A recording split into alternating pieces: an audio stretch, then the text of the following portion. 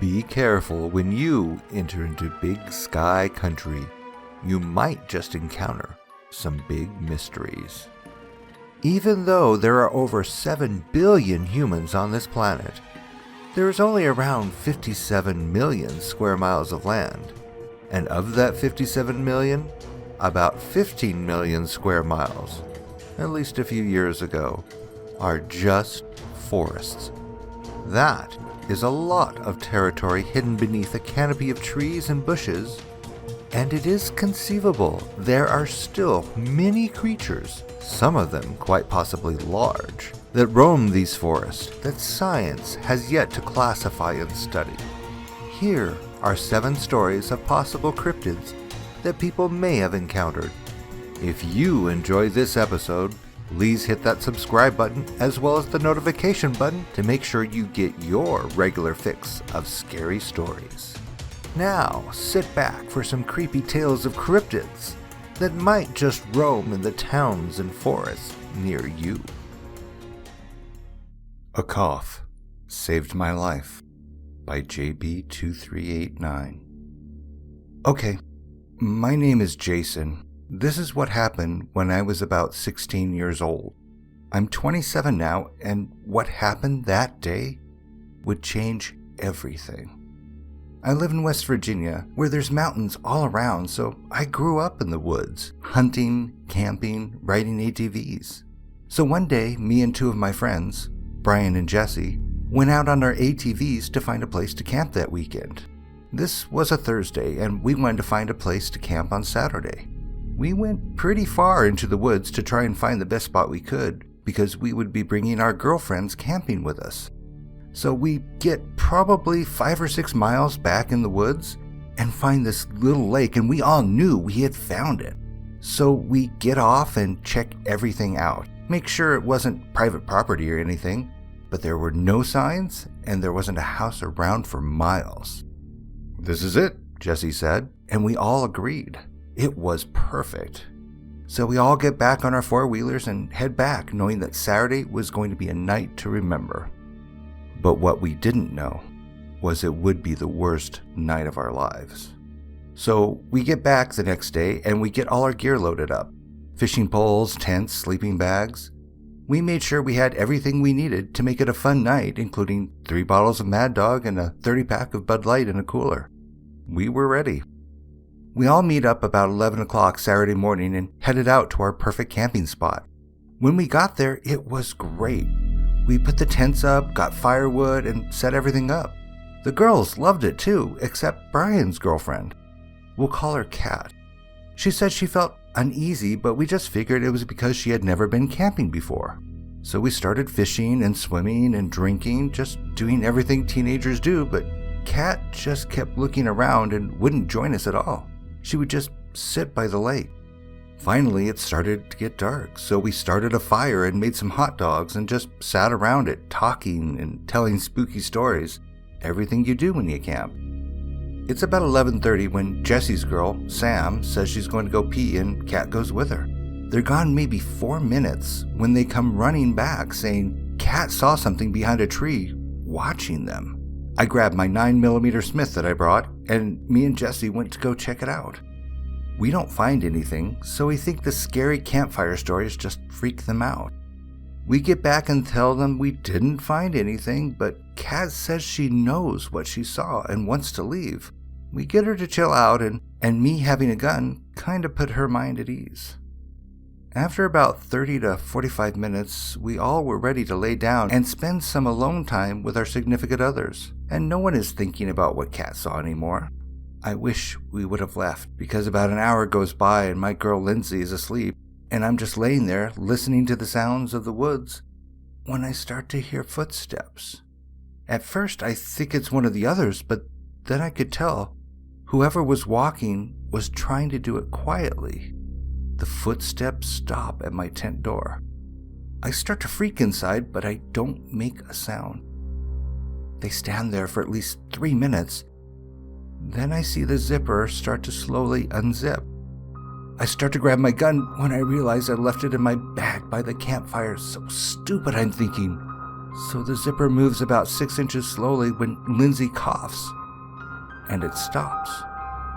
She's still asleep and doesn't know someone, or something, is trying to sneak in our tent. I hear nothing for about 5 minutes, then footsteps again, but sneaking away from my tent. I can't move. I'm terrified. All I can do is stay quiet and hope it doesn't come back. 30 minutes pass when all of a sudden the most crazy, evil-sounding scream I've ever heard comes from the next tent over, which is Brian and Kat's. And they start screaming, "No, please, no!" I jump up, running out of the tent, and Lindsay's awake now, and I run right to my bag for my gun. Lindsay, right beside me, is terrified, not knowing what's going on. I grab it out and look at their tent, and what I see still haunts my dreams to this day. This thing, pale white, long arms with long claws at the end of its long fingers. It was a humanoid type thing, just taking chunks out of Brian, biting him. I fire the gun. It looks up and its yellow eyes look into my soul. I'm shaking as it starts galloping toward us. Lindsay is screaming. I fire again. It takes off into the woods, screaming that god-awful scream. We run up to their tent, and Jesse and Sam had seen what had happened, so we all run to Brian and Kat, but it was too late. They were both tore up. You couldn't even tell who was who. The girls were crying. Jesse puked, and I felt like I was in a nightmare. I had tunnel vision, and I was scanning the woods, hoping that whatever it was didn't come back. Jesse and the girls were all huddled up to me as we made our way to the ATVs. I'm looking to the woods the whole time, with the gun pointed towards the way the thing had ran off. We get to the ATVs and I realize the keys are in the tent in my pants pocket. Right now I was just in my boxers. About that time we hear that thing scream again. I tell them to wait there. I gotta go back and get the keys. I didn't have a choice as much as I didn't want to go back. I ran as fast as I can to the tent, grabbed the keys and turned to run back. And there it comes out of the woods, running right at me. I raise the gun and start firing. I hit it because it yelped and screamed and turned and ran back to the woods again. I ran back to the ATVs and we rode out of there so fast I'm surprised we didn't wreck and kill ourselves. We went right to the cops and told them everything that happened. They went up to where we were. They came back after what seemed like forever and took us back there with them. By this time, it was light out. We get back there and everything was destroyed. The tents are ripped open, stuff is thrown everywhere. They take me up to Brian's tent and there's blood everywhere, but no bodies. The cop says, "Where are they?" I said, "I don't know. They were here when we left. That thing must have took them." Then they start saying it looks like a bear did this and trying to say we were drunk and must have been mistaken about what we had seen. I know what I had seen, and whatever that was, it wasn't even close to looking like a bear. It's over 10 years later, and Brian and Kat's bodies have never been found. He was wrote up as a black bear attack. I never talked about it to anyone. Jesse and Sam got married and moved to Florida. Lindsay moved too, but we broke up not long after what happened, so I don't even know where. What still gets me is that whatever that was at our tent first, but Lindsay coughed, and it went to Brian and Kat's tent. I don't know why, but I know a cough saved my life. Killer Forest by Derpy Cupcake 234. This happened when I was 11 years old, which I'm now 13, and still remember clear as day what happened. I basically lived in the middle of nowhere, so I didn't have many friends. There was this huge forest though, so I would play in that. One day, I went to go play. Now, it was almost around 6:30, so it was kind of dark. Now, let me mention I lived in Wisconsin at the time. I went deep into the forest and everything was good until 7 rolled around. I was used to hearing weird noises in the woods, but nothing like this. I heard this awful scream, not human-like either. It was so demon-like, it scared me. Well, I was a curious little girl, so of course, I went to go investigate. I got maybe half a mile in when I saw this non-human-like creature perched in a tree. Now, instead of running for my life, I froze in shock and fear, and before I knew it, that thing, that awful smelly thing, was right behind me. I just wanted to scream for help, but I didn't. I didn't know what that creature could do to me, so I stood there like a rock, hoping it would leave. It screamed again, but even worse than the first time, and I felt like I was going to go deaf. Eventually, after minutes of that thing staring at me, it flew, and I mean flew, up to its tree. I stood there looking at it for what felt like hours. Now, I was going to whip out my phone and try and blind it with a flash so I could make a run for it, and that's what I did. Now, did I mention I was a little chubby for my age, so I couldn't run so fast, and that sucked because that creature jumped and ran after me through the woods. I felt the world spinning around me as I screamed for help. That creature caught up with me eventually, and I felt like my life was over. I made a mad dash for the bushes, hoping to be able to hide in one, which I did. Now I waited for at least half an hour, thinking it was gone. So I made a dash to the back door, hoping that thing wasn't behind me. Instead, it was perched on our air conditioner. I told my parents that night, and they called me crazy, but I know what I saw, and I'm never going in those woods again. Monsters are real, and I don't know what that creature was, but who knows what it would have done to me if it got its hands on me. So, creature, let's not meet again. My experience with a creature of some kind, submitted by Seen It, Been There. It all started when summer came, and me and my 3 friends, Lola, Katie, and Jennifer, were all planning to go camping. We were all excited and scared at the same time because we were going camping alone. Lola asked her dad if he could drop us off. He agreed to take us. When the next day came, we started heading up. Lola's dad set up the camper that we were going to be using. "There are some spare blankets inside in case you get cold," he said before leaving. Lola's dad got in his truck and turned around. He stopped and rolled down his window and said, "No boys," to all of us, smiled at us and let us know he was joking with us, and drove off. There were 3 rooms in the trailer, 1 master bedroom and 2 rooms with bunks. Each room had a TV in it, so nobody cared what room they got. Everyone knew that Jennifer didn't like small rooms, so we let her have the big room.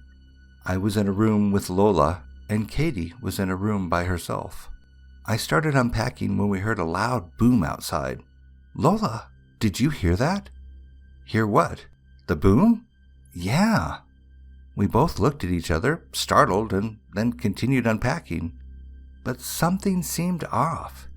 It was the fact that Lola was so chill about it.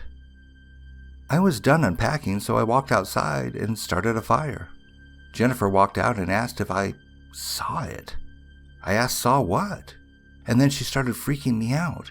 She started staring behind me, panicking, her eyes darting back and forth, and then she calmed. I felt as if something was watching me, so I turned around. I saw an orb in the corner of my eye, reddish black. But by the time I turned to look, it was gone. I was so freaked out, and I told Katie she could cook instead. We had her family's secret recipe of shepherd's pie and a bunch of vanilla cupcakes. There were about a dozen cupcakes left in the open box, so we just left it on the table and went to bed. I could hear the TV coming from Katie's room, so I punched the wall and told her to be quiet.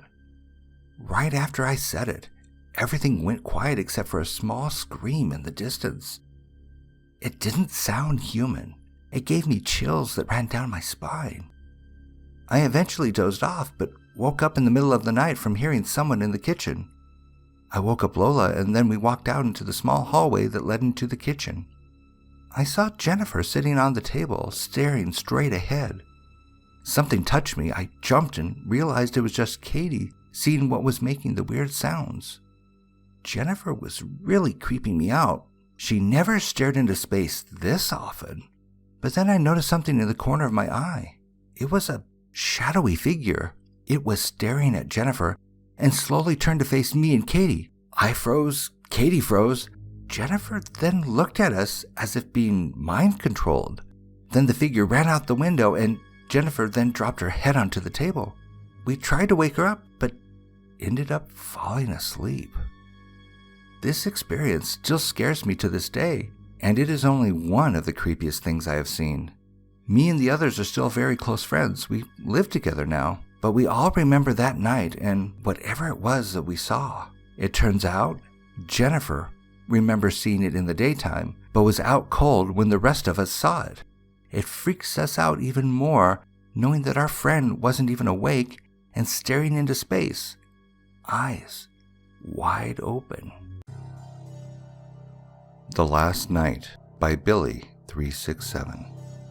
This was about a year ago. My brother and me and his friend were going camping, and it was a good day. It was nice and sunny. We went and set up our camp and we stayed there until dark.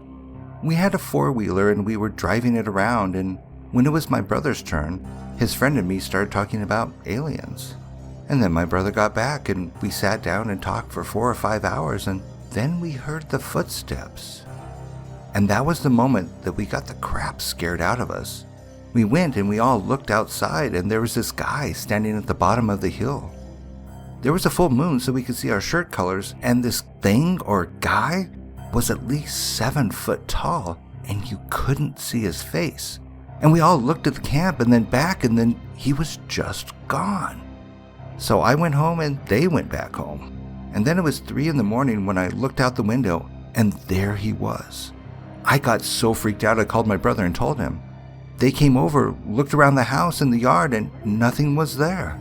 And with how big this thing was, I don't see how it could vanish that quick. That was the last night I saw it, but even today, I still look for it. Just in case. The Strange Creature by Nolan, Ruff. This thing was seen by me and my friends on 2 separate occasions. I'll explain the first encounter. Me and my older brother and 2 friends decided we were brave and ventured into my pasture. Now I'm not in a rural area where my neighbors are super far away. I'm about 20 minutes from town. Well, the oldest in our group was 12, so being dumb, we walked out to the field. Keep in mind it was freshly plowed, so there were no weeds. So armed with a pocket knife and a big knife and a CO2 airsoft gun, we walk out my back gate and into the field. We saw nothing but the buildings maybe a mile in front of us. We also have coyotes out there. Well, when we made it to the back of the field, a horrible smell came out of the ditch, so we ran back. When we turned back to the field, we saw 2 figures. I know for sure they weren't there a few minutes ago. Stupidly, we shot the gun at them, and they stood up on 2 legs. We panicked and we just ran inside and watched a movie.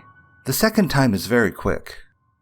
I was playing basketball late at night and I saw this thing jump from tree to tree.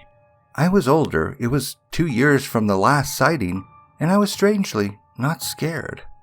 I just went into the house and went to bed. That is my story of the strange creature I saw those nights. If you know what it is, please tell me. True Camping Horror Story with Scouts by Chupacabra King 77. I was camping, and I hate camping, but as a scout leader I had to. I had brought my laptop to entertain me, but when I got there, I set up the main tent with one of my friends named Anthony. Another scout leader came up and we were just joking around when a gray blur ran across the field at the edge of the campsite. We just looked at each other and wondered aloud what it was. We waited until every scout was there, told them the rules, then began cooking our food. Now, this was survival camp, and so we had the scouts collect firewood, and then I lit the fire and we started cooking rabbit, when one of the campers screamed that 2 bright eyes were staring at them out of a tree. Then I did something I regret. I yelled, "Good joke, now get the hell out of there." My friend said to calm down and aimed his flashlight at the tree, and we saw the gray blur again. After another hour, it was time to go to sleep, so we showed the scouts to their tents and then I moved to our own. I opened my laptop to get some work done when I heard a scream. I ran outside and looked around and saw a group of scouts running toward me. I looked around and saw the bright eyes staring at me from near their tent. I took the scouts into the main tent and asked them what they saw, and then one of them said, "We're not sure." I asked for any details, and they gave me one thing. It was gray. Anthony and I both walked out of the tent. We had grabbed kitchen knives, and after a few minutes, we saw the large gray shape. "What the hell are you playing at?" Anthony yelled, and it turned around. It was a large gray shape that was a blur, and it gave an inhuman scream as it ran off into the woods. The next day, we told the campers to pack up their stuff, and we moved out. When we were moving, I saw a gray blur at the edge of the woods. Does anyone know what the hell the gray thing was? What Do I Do? By Strawberry Bean. Encounter 1. I agreed to help my mom move furniture, and it was dark. As soon as we pulled in the driveway, a large creature bolted into the high grass. I only caught its hairless backside. Let's just say we didn't move anything that night. Encounter 2. Recently, someone killed my brother's puppy.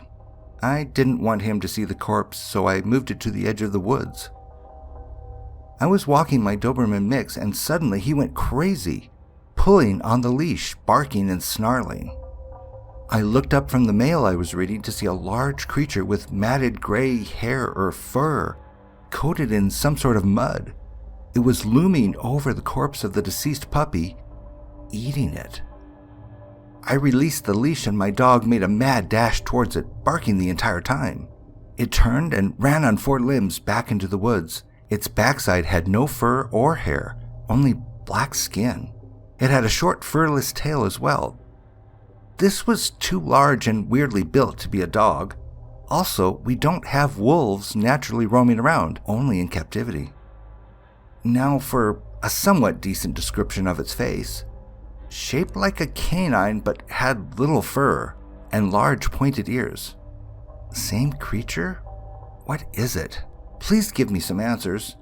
In Encounter 2, it was morning, so what does it mean? Thanks again for joining me for some creepy cryptid tales. If you enjoyed this episode, please hit that subscribe and notification buttons to know when the latest horror is delivered.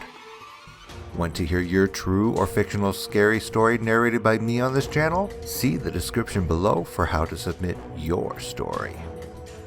Now, go turn on your light, but be careful not to look out your window.